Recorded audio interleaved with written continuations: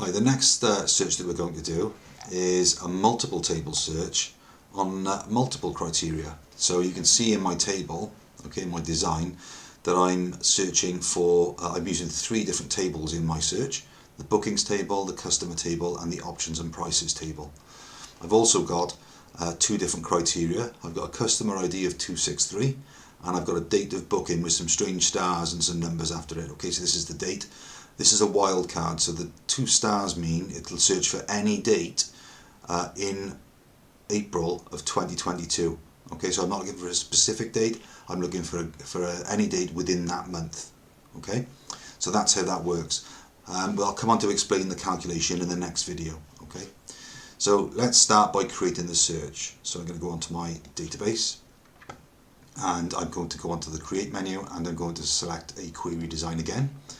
This time I'm going to use all 3 tables, so I just double click each of the tables in turn, okay, and you can see that I got my links, which you should see on your screen when you do yours. I'm going to make these boxes slightly bigger so I can see all my fields, okay, and I'm going to start bringing in some value. So this time I'm going to use just the double click to bring in my value. So I'm going to use customer ID, company, first name, surname, address 1, address 2, town, county, postcode.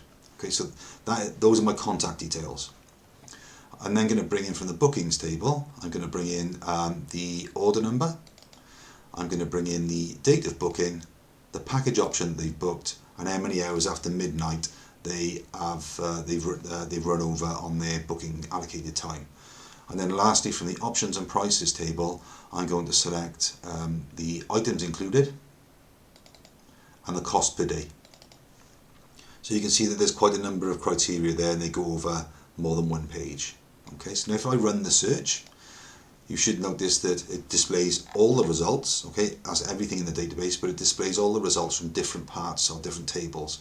So this first section that I'm highlighting in a minute, okay, that is all the contact details that we took from the first table. This next section that I'm highlighting now, that is the data that came from the order table, and the last 2 columns, that is the data that came from the products table, or the options and prices table. Okay, so we're going to start looking at how we create the search. So the first part of this search is the wildcard search, where I'm going to be looking for only the orders that have taken place in April of 2022. So all of these ones here, okay, or most of these ones will be ignored. So let's go back onto the design view of the search, and I'm looking for the order date, or the date of booking. So this is the field I'm working on. Okay, so in the criteria box, I'm just going to type the following. So if I look at the design, you can see what I have to type: */04/2022. So */04/2022. Make sure you type in the full year and not just the last 2 digits. And then I'm going to click outside of the box, and you can see that it puts the word like in front of it.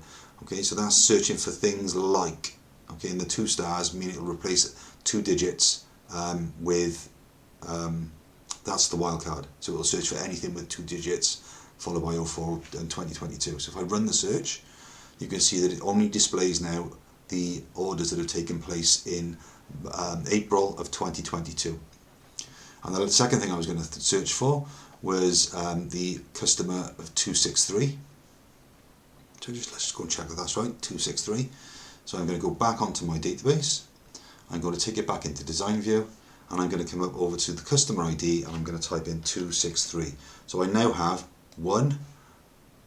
2 criteria. Okay, so I've got multiple tables, 1, 2, 3, with multiple criteria, so I've got more than 1 criteria.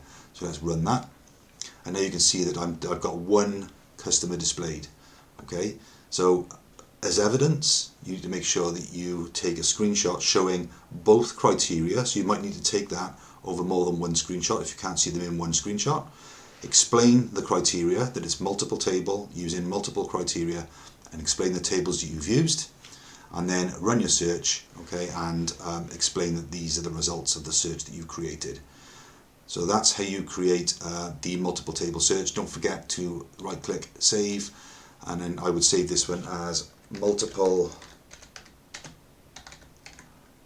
table, multiple criteria. Okay, and then click OK. So that's how you create the search for multiple tables and multiple criteria.